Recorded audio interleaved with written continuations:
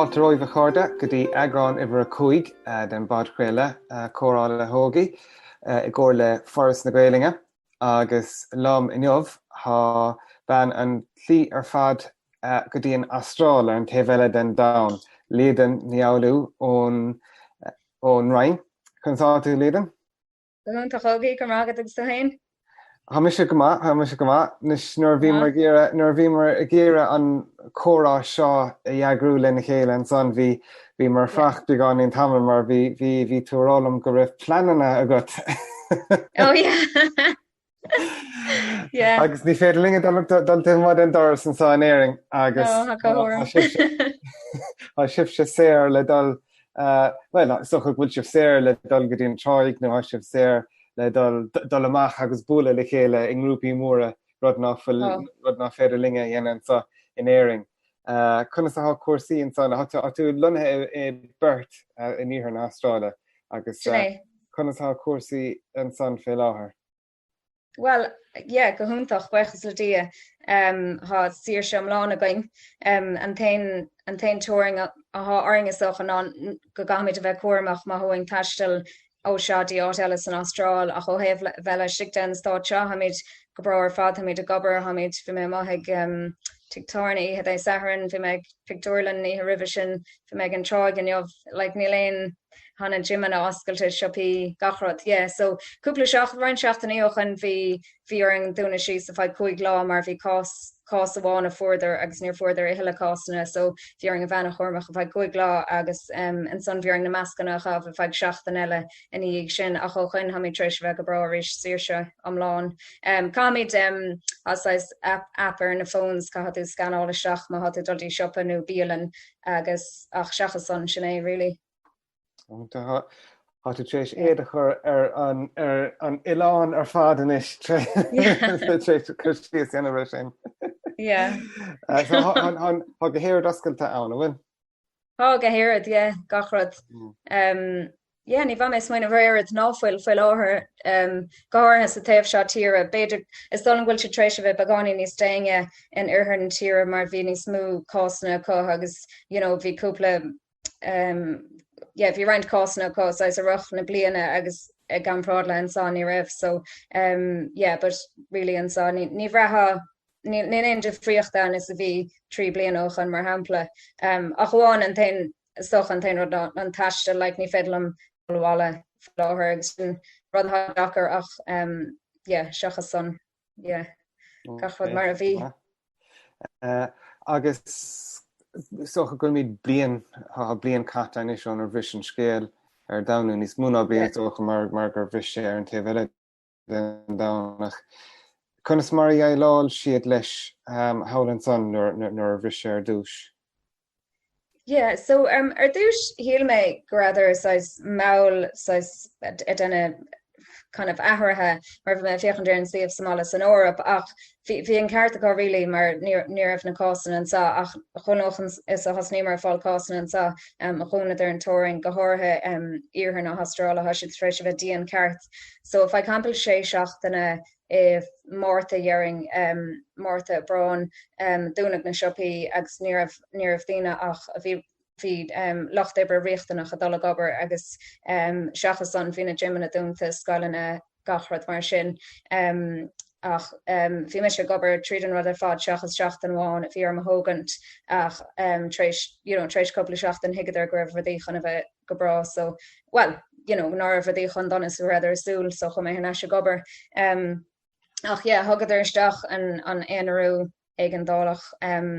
sna aine bhí tacht thar leir bhíar th frachan óstáin a bhaid caiicís agus sé sin fós a bhaimiis má hatú tacht ó thar leir caithaú daldíon óstáin crunse ar bostú tan dúirtíon óstáin agus bíon Gordaí sláándála taobh muid a churas ní cadagat an seaamrach ágant ní cadagat níú go hoscailt an méad. So sé díon a sé trééis se brú mar ní an cásanna going sa. Níorh mar an cásanna nadidir an aon cásanna leistig den fphobal an community spread really an sa taobh se den tír hí an chud an eile den tír ach bhí an chud smúntas na cásanna bhí going sa tháinig idir ó thar leir agus bhíidir ins na hóstáin. Okay. Tá sé dúirtris an rud na hóstán thugnasteach in éing inis blian níos trini. ó roiint tíortha agus ar an géad lá tú som go nuair dhéiclín si isteach caiisi do ar bhos leis an arm agus tógan an tarmíad go dtíon postán a chá trúr tréis éú ó chuin ar an géad lá. Lig trú har sin hir na dan sin an job a déanta cansa a tú I Perth an son bhfuil tú sa chathair hainú taobh mud an gcathair nó. Ha mé taobh mud an gcathair, beidir 10 km taobh mud an gcathair an costa átar bannam Scarborough. Ha caran éirnig an sa me cinnte gohfuil go meid daine gaiisteach leis an podcréile hatrééis cuairta hátar Scarborough ar na blianta ach is áit aní é cosfarige agus nímín droáda ó éire an sa so sé go des. Agus bhfuil tú díoch ne leis an bharige dain tú sios an go minic nó? Minic glóir bhí mé an jobh. Ha mé an trá is scuireach a hempel 8 kilometer an tig agus bíon an talam bíam séir ar leid láháin a rochna seachtainna agus bíam séir an deir seachtainna le a chudibre so time minic glóir agus han tégur ben an 4 an sahanis foiil láthir bhí sé hempel trocha sé céim an jobh so bíon an táling leis an aimimseir. Si ceara bíon se bagáin ro óir le dal snáb ach a rochan jearing beidir 8 mí as ráhí déag fach sé teglóir le lá dasbeh got ar an troig. Has cé go fór is a bhíon seán? Bíon sé well ar mad luach ar madan agus roch na híthe is dócha goreach sé síostí beidir na me idir smaoine van an gear chatte beidir 8 céim Celsius agus a rochan le a generalta fiúsa hearra bíon sé sna déag orda nó na fehadí lutha agus an san joá lá as bheith gotíoch sé bheith fegoig céim ach look ní airn se ó ri riamh an sa so chuid se den tír airn se bhd níos fuór a heil in Melbourne agus Tasmania mar hapla. Háling agus socha ha cáir an taobh san den hAstráile ó héamh stochan an éirneachta a na gcónaí haimpen na háte chumá agus nuú tú an obair bhí na siúrgat an son tá tú gobar mar chréad lia nach bhfuil? Tréad léal so bhí me pléile ana bheithe bega. An bheith beaga ba. Ní bhacum leis na capal nó bheithíigh nó na cuiire an sa. Agus bhfuil tú gobar in stocha ospedal in anmhathe nó an ifige hán nó cad a hán? Well is socha sais clinics me gobar mar sais locum a hagann si there so gobar dom hain agus time idir cúpla clinic defriúil so joing beidir míochaf an áháin agus an san míochaf an áile ach time dechanach idir cháinú triát an chun smut an agus is clinic siad agus beidir gomach beidir ar meán cahar nó cuaigur tredlí ar fad gobar ann agus bíon idir bíon tú denmh brádí nó consults mar thug mí dortha a denmh tungtasteach anna bheitthe taing agus a denmh scrúdúirtha agus a denna plán agus san thartha seachtaíon ospedaliad amach chóir leis breise tastáilútha nó amach a brád a tastáil mar sin de so is más gáin de é. Agus cadíad na 6 cásanna bheitcha got nó na cadíad na 6 anmhathe docha? Well like an gnárád chuit agus Madrí an sa Samala hí ha bhd níos mú conine ach chéan siad mar pestiad an sa like nín cad go fiú iad bheith got mar fate in cuidanna reintáit an Austrráil, so nín siad drochatíant an sa ach chéan tuad mar sin hain Frankig locha thug den agant lacha isteach chum an láfíre bhí gartathe bhí cíán gartathe cé. An lacha bacach. Lacha bacach sin So bhí sé sin sa múl agus bhí si taing agus sog meúplainn seaide agus chuméistir I háte seach an láidir ceann agus dhéan sé agus bhí si bhadní seoir bhí si sás de ceart le hain so ha mí desún nach chuoich me si sú sa fata. Agus darlíonn se an gomíon socha ná féidir leat dolig áir ar an NV gomíonn siad róchortathe nó róhaing nó. Yeah, bouty like má bhíonn siad anna haing sais falltha don unéir sais scoilelóg si a chuir síos mar boutíí bhíonn sé fearálta má siad chun tain sin agus má siad sean agus golis agat ná foléin slí gur féidir a leis. So tharlíonn sé stocha an slí céan a tharlíonn se le daine a dul níos nó ghfuil galarigant mar a fach ortha, like iad a chamáda gemacht méid ortha ach an san sa deire bíon artarálach bud sé seo fearálta hiile agus an príomh cúis is stocha ná betha ábalta de rá rudí anmh ná fuil an targad gus na húnéirí, so rein daine níl an targad a conú níl bhtha an targad a chahar an pata agus an san sais ní nach méid ortha gur féad le dhéana den tú dhíhil agus trílann tú ag an déanamh gur dóla a charóid, but ní bhíine a go a gúnaí agus sin dtíor chud den saola stocha. Agus bhfuil mórrán sais Madrí bhín siúnasráide haimpán bhfuil an aib sin i Perth nó? No, so nín sé i Perth agus nín sé in Scarborough agus áitina mar sin haimpléir Perth ach cinnte in áitina sais foin tua agus mar sin de a há faibanna ann sais má, but tuis go hans de há iarthain na hAstráile chun mailteach sin han méid sin talún ann, so bhíon áitina áirithe sais iargóilta go mbíon faibanna Madrí agus chuid fian ann a cúpla áit like átar bhanam an catéhan tugn siad seach cuitna fian agus find siad baladómh agus mar sin de, but no like is unéirí úntaach iad maintear Perth, like siad lánsáasta tugann siad rachas madas na pataí agus carnar go chola cahahartha, so denan siad an rud a bhiltar techanach tugann siad rachas madómh. Agus nuair bhí tú stocha nuair tháina tú go dtí hAstráile ar dús a raibh obair déanta go mar réad líon éiring ribh sin. Yeah, bhí so hála mé I 2011 agus an chiad posta go bhí agam bhí mé hos an ardfacha feag blion go le agus an son chum mé haldí Liadain agus an son taréis an post sin a dhéon mé pí a taistil agus idir bheith taistil heocingháile agus chubráing deach an sasna chuing le chéile cúpla míle punt agus tíáin lomaríist agus dí raibh an targad ítethe agus thuking ar nas agus dhéanaing an rocéna, so yeah, bhí an chuid smúd am a chud ebre is sasna ach an chiad fast an éiring. So. Agus le hen bheit beaga ví tú gobar a gcónaí? Yeah, sinné bhí orm roiint capalaí eiscin mé chiad fast riamh ach ní mé rilí campórdach leis mar níamh an taí gom nó an saime gom rilí an, but yeah, dechanach ana bheith begus like nóchan iPhone géad an Bouty mar dúirt mé le Jothar cúpród na chatíanta isteach nar bhí men Liadain láháin tháinig banisteach le rá íoscaiste gin míos agus is gin baula agus bhí si súil go going cóir leisartha, so cían tú rudí mar sin Bouty uile thug duine chinchilla isteach chum is siad bíonn siad tagann siad America heas ach de réir dara bíonn siad a gcéadaine mar fatí Bouty, so tí rudí asin is rééis. Cad é sin? Chinchilla, anna? Chinchilla, yeah. Is size siad size dearach le ferris is stocha gurbéis an slíos frying like ní ferrit siad, but siad size dearach le siad bag agus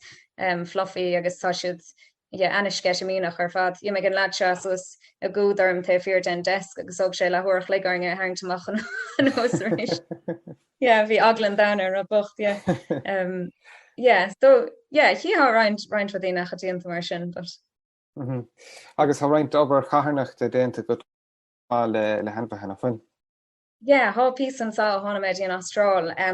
há áháin well hosta mélo an tam se an áras solar a bhfuil COVID, so níor dhéon mé mar an lo, but átar bhanam Native Animal Rescue tugann siad a seach ana bheitthe fianna a há gartathe ach díreach ana bheitthe a há dúchasach san áte, so ní gach ana bhí a thugann siad a seach ach fach cairn kangaroos, possums, cairn éana aá an son, so bhí sé sin gohúntaach bhí sé sin ana haimúil agus ihe eile bhí sais marsupials began sa ar bhanam Wileys agus tá siad a moil, so há tanscan a bhar siú le cantas na sais porcanna an sa agus so denna siad sais scrúdóirtha a gach blian, so bhíon chuméach an san cúpla míoch an stíthe mar is ana bheithe ihe iad agus chuidir trapanna agus feardir ortha agus cadú iad scrúdúí ana bhartha agus fichantú microchip aá agus man bhfuil chuintú microchip anta agus dúch léanaan túach fum meallar gach ceannachá bracken tú síos an ever microchip agus an son bhfuil siad bhfuil ein galar ortha bhfuil ein marcna ortha bhfuil lenahá le ceanháin hí baba begbíach sa pouchike so bhí sé sin anna haimúil so is anna bheitthe fianaí so ní bhíon rán is deisiúnfach bhí an a bheith chun congrach lo ach há siad fion so cad a bheith cuamach méallir a láh seáil agus garchad but há siad gomahan sa an Astráile ó hiamh bheith dír an dúlar a chaamh nu agus mar sin so bhíon cairn céimena agus deis ar a dé mar sin ana fan is richt. Agus bhfuil mór an taistil dénta go haimpin na hAstráile ón ar tháinig ag déon Astráil. Há pieces so ha mé trééis se bheith in Brisbane, Sydney, Melbourne agus sa trééis an chu smúde iarthan na hAstráile dhéiscint so bhí sé ranting going cairn taislí anmh im líana agus an ára ach níor hála sé sin dar nó ach cairn le feiscin heimplann sa áit na fíráling an sa stát agus ha máanta feig na hórintach le agus na hórintach le agus fós bheithe gemacht le tá sé is stát mailteach é iarthan na hAstráile agus há Perth ar an carras argóilta ar da crednú nach cred.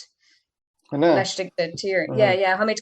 níos gur a Singapore an mar hamid den príomhcáthair Canberra an sa. By God. So really you have a taiisiil bhaid na léhananta like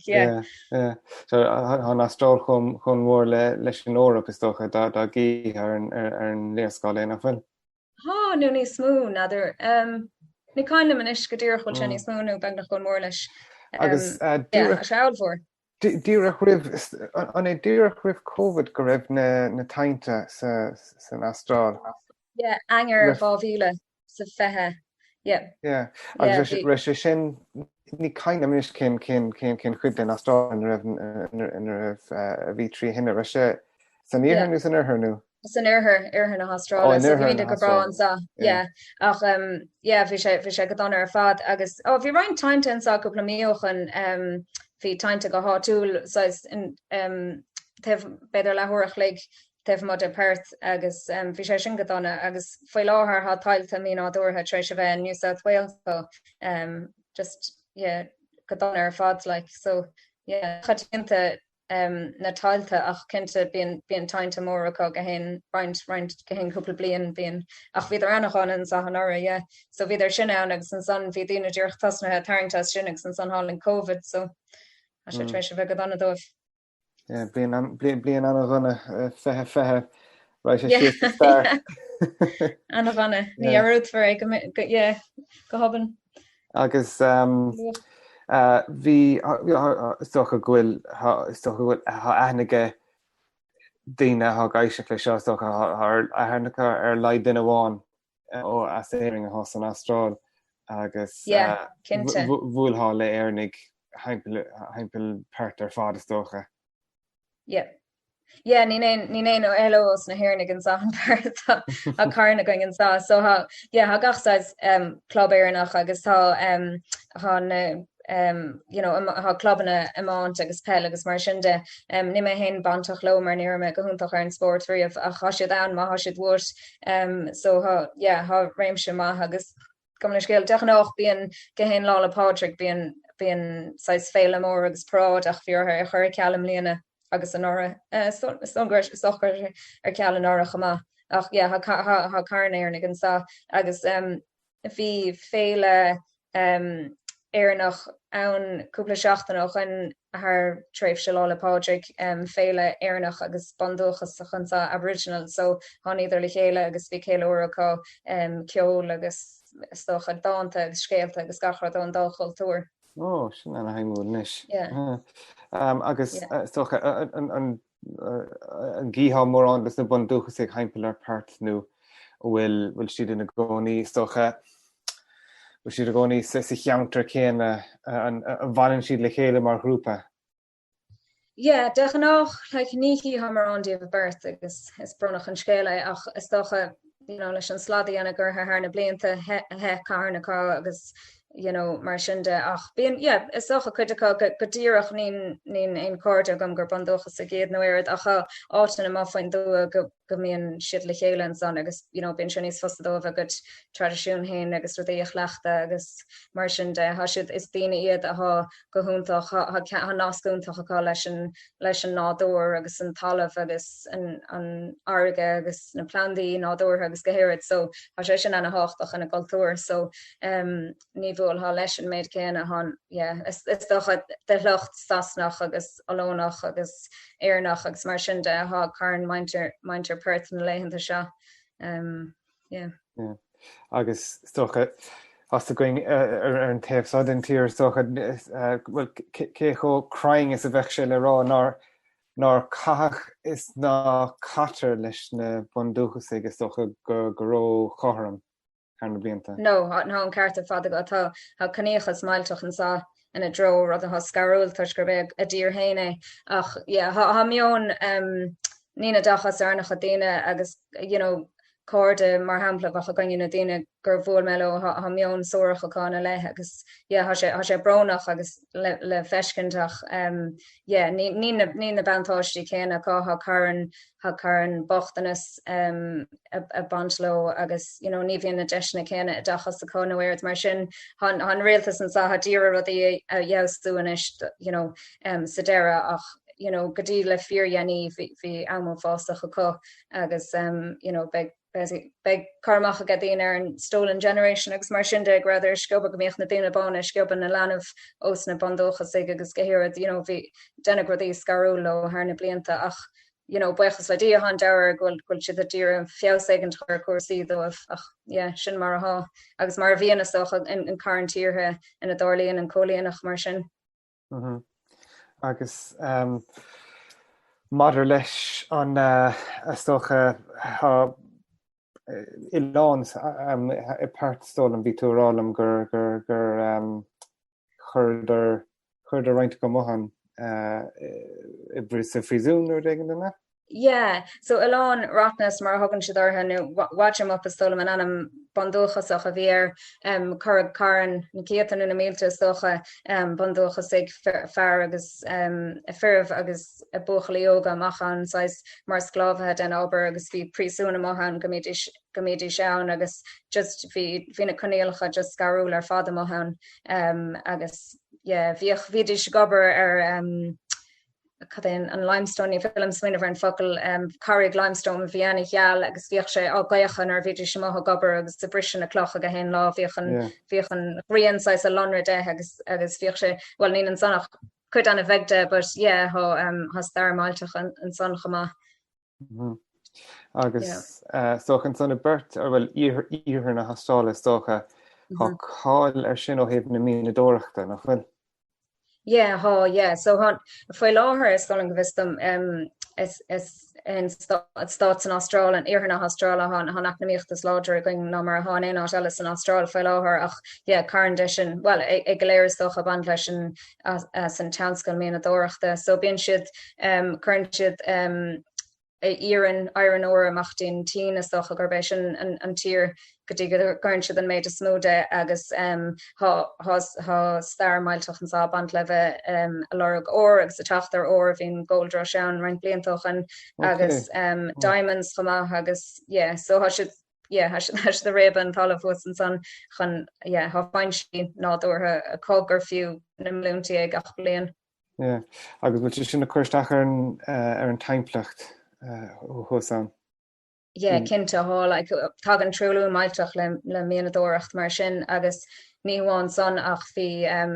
ceantas na cólachtaí mór drblód le Jenny mar dhéanaidir slad ar áit a bhí áit spiridálta bhí anna hácht fas na bandóchas ag dhéanaidir féidir á bhíananig agus dhéanaidir sládde agus féidir drblód mór meáler sin ach sé just ní dám gohfuil na bandóchas ag ráhás a meáler mar a ríis mar bhírágam an ceanglaá leis an talamh agus há nasc mailteach láidir spiridálta idiríad agus Mother Earth so stocha nín gachpeogólas a gom meáler but cinnte há triblód treéis bhean ar na blianta meáler an sais sin rud just a lot átainna a hátáchtach dóibh. Agus socha sa chuigte dín Astráil in éair bhí roiint taistil dénta go ribh sin Liadain na raibh? Yeah, bhí. So dhéon mé an gná stocha taistil backpacking an déana bhfuil hosna mé dhéon mé pí san Eorp nuair bhí mé níos óige agus an son chumar díon áis, haimpla na háise agus America Has chumá. Agus nervhí mar an oldscoil a bhíon deise gom duldaí Ileán Sanibel in hAstráile le Cuba amach ó chósta Florida agus bhí mé anna feid míosta duine obair in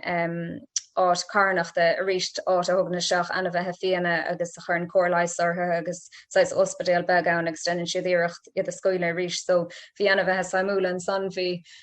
carn raccoons, bhí armadillos acu, carn sin chiaadúach san tain ortha armadillo feice gom. So cadile éan caran éan so bhí sé sin anaheimúil ar fad like is obair anna dhéana bhían for mar gobar leihananta fada sa tas gach lá feag mí ach bhí sé gonta chaala mé skillan na maithe óhéamh a bheith áh seáil ana bheitthe agus ó sin mé bhí carmálam Rachel in Ecuador ag ná mé sios chuna eiscint in íig, so pí a dastáisiil genta gom ach braham riamh ha mé gúnaí fion an taisiil ní bhíon is cum céime dhéanaan tú fós ní leir bíon fanir leún tráid ríist is ríist. Agus chu dtíon rudí úntacha ha feice go ar móthir? An top 3 is dócha. Top 3, well ha carntas na rudí mór a feice god has got like aber Chrysler Dreamer in Rio de Janeiro in Brazil agus mar nervhí mar in Bolivia mar Death Road na mar hard to troch there is Death Road has dé an cluiste go meáir sin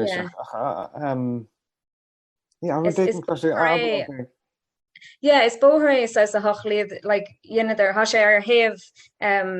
slíomh mór nó cnoc áilmhór agus tugann siad Death Road ar tusgur fuór méid an dtína bás nar bhíidir a thugant há sé tréis príomh bóthra ana bhanis chun nach gáda dul an son achas sais novelty factory má tú taistil denan siad trasna rothíochta so tainú a rothir síos agus há sé ana haí an áisna agus tá tiitim céimiid náid déimiid méidir an síos an taobh, but ha sé cantóch, so bhí sé sin anna bh agus bhíon bhharcanna a chuirte ann agus just tá sé saimúlar hat dul hir go tír cultúr a dhéiscint chuntar friúlán slíohás mar so Somála like dulíon Afran Catlaach agus mar sin de fágá trasnar Buddhist agus an na temple a bhíon acu sin bíon siad go háling agus bíon saime go magúnís na ana bheithe nádútha ar áitiúla agus an nádúr agus mar sin de so socha in trasna go raibh hamach snorkeling leistigh den Austrrálan a chumar troscúpla béanoch an so thuig agus chumarach ar bhád agus fiimar a snáb agus chuna cíamar bíon míl na móra agus turtle agus gachsáis íosc like ná crétá gachsáis dach agus gachard so is málam a d mar sin níos mú ná cathracha socha. Agus bhí túrá am an songur stocha is astrálach ifigúil tú in sinna? Nad mé bhfuil me thuismóir isás méallir sin aglar na tu mé bhil riomh mé ach fu mé má fastport sa fast an sonúpla seachtain nachchan. Cohhardagus? féidirlumm mé chiálam achan is sin marach gan mar ag an tanach an ar fad.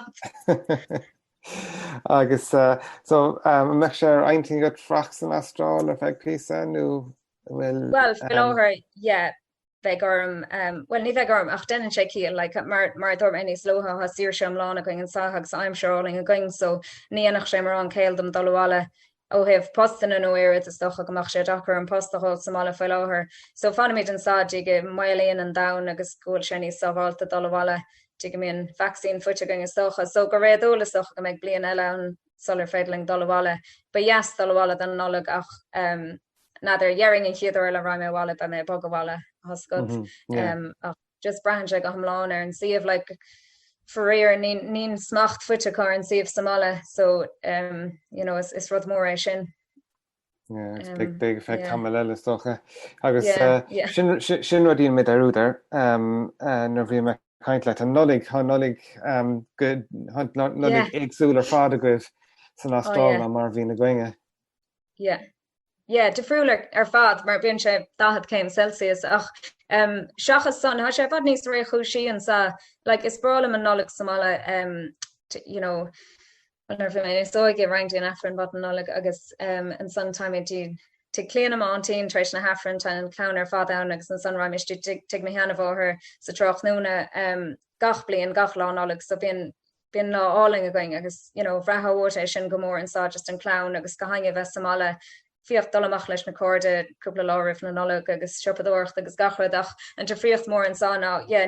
is dócha amach clown go an sa beidir gomach sé defriúil ach dechan nach taimimi dí te cordeling agus canmid an fadan ar an troig agus ní éon stras a band leis nín túach heimpel crackálta cahaverige a branta na sigs dolamach te hir like just tá sé bandle just tógan go hainge go bra bogé bíon dtíine ar an troig bíon barbecue có lá noleg agus now bhí mían le cordeling im léine is sasna géad agus bhí dair tradiisiún an nola a going ach carndína bhíon an barbecue cup but ha sé go as ach nín sé mar chéile like ní rahan sé ri mar an nola pas go gur bé nola é but nín sé mar chéile Tá mé bheith sé an eisteach a bheith damsta péisceile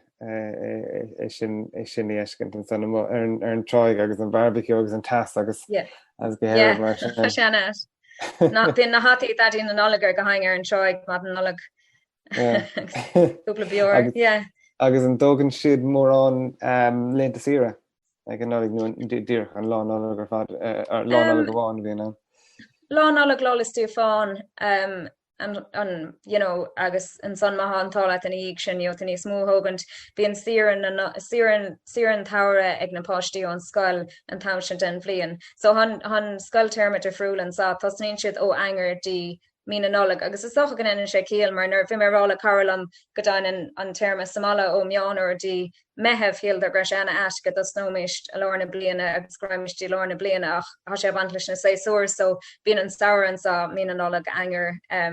agus mína sauna so bíon séseach an sérig na páistí agus bíon an noleg leistig den séseach an sin so ha sé go asgur fedal bíon an noleg sérigus na páistí agus caran túismóí socha tógan siad an cúpla seach an sin heimplar na noleg chun gur féile bheits an leis na páistí agus